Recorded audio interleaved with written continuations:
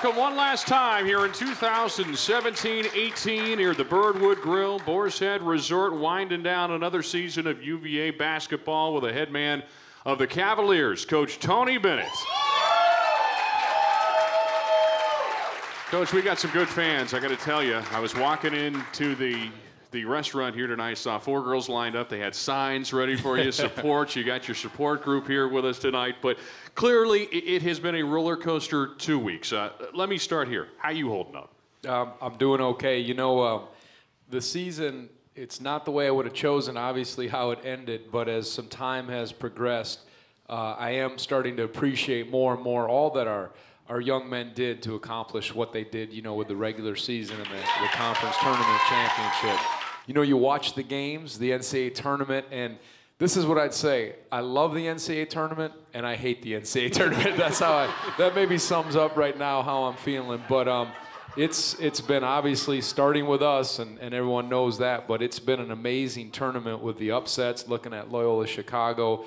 And you always play the what-if game. You know, you see, hey, what if? Could we have matched up?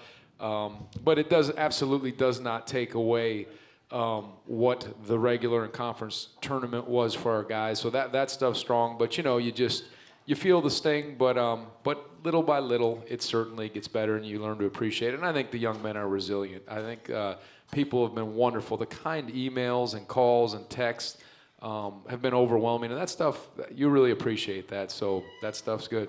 It's the one thing I told them we played Friday night, Saturday morning, I told them, you know, the one thing that is, they're going to have such a captive audience. I said it's absolutely, it's going to sting, you know, you're going to feel down, you're going to feel discouraged. That's human nature, that's stuff that you'll process through, but the one thing you better not do is feel ashamed or shameful for that. I said that's unacceptable for what you did, and I said time will again heal certain things and you'll feel good about it. But what I said is you have an unbelievable opportunity or a captive audience, whether it's your parents, your brothers, your sisters, your friends, people around you, and if they see you not fake but handling losing and adversity in the right way, you have no idea the influence that you'll have. And this is going to build, we all know this is life. This is going to build a perseverance and a character in them.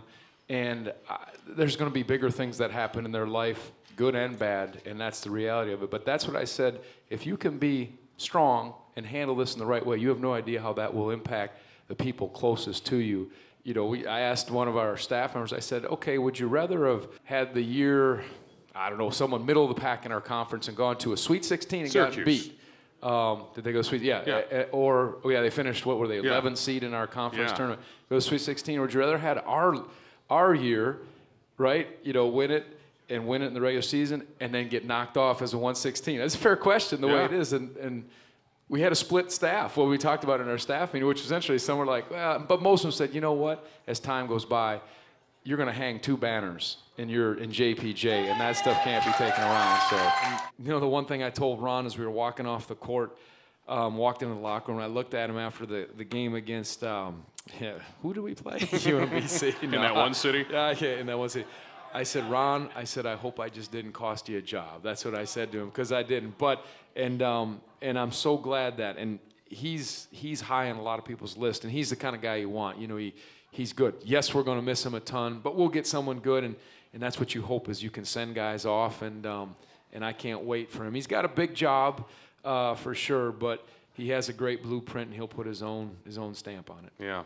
And one of the things, I think, to illustrate the point you were making about his selflessness, I mean, here's the associate head coach, and when we get off the bus every time in a city, he's the guy who's collecting trash from the guys and cleaning up that bus. It's kind of neat to see. He's always going to your seat and cleaning up after you. I work him. He did say, that's one thing I'm not going to miss, how sloppy Dave is on the bus, and I have to carry his bags. He said that. You got to keep guys on their toes, and so if that's what my role is on the team, I'm happy to be that guy. Oh, gosh. Oh, man. So, all right, so explain to us what the process is like in finding a replacement to fill that void on the staff, and what the timeline is and what your thought process is at this point. Well, there's about 300 texts and hundreds of emails and phone calls.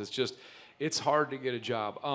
Right now, we're going to put Orlando Vandross, is terrific, who was actually, has been on the road, was at UNC Charlotte before, and has done a really good job as our director of recruiting. He'll go into that position. You have 2 weekends and some time now when you can be out recruiting for the kind of the March-April period, and see how that goes. And then, before we do anything permanently, we'll take our time and see what makes the most sense, and not rush the decision. Because again, trying to replace someone like Ron, who's got a big role, you got to think about that and just look at a lot of things. If you had to identify a need going into this offseason, what would it be? I think we've got to look at, there's a couple things, but of course the development, all the things that helped this year. But, I think on the perimeter, if we could add one, and everybody says, well, can you get a guy that you can throw it into and score a lot? Hopefully guys will develop. But I think on the perimeter, I think DeAndre has shown his versatility of a 3 and a 4 and doing things like that. But we'll take a look at all things. I think all things are out there. And if you don't add someone and you stay the way you are, that could be okay too. But if something makes sense, we're going to look at it. Coach, every year, it's a pleasure working with you. Good to be with you too, Dave. And we'll get the band back together for the VAF tour. But in the meantime, congratulations on a historic season, and looking forward to it. Thanks, everybody. Enjoy the off season. We'll be doing this again before you know it.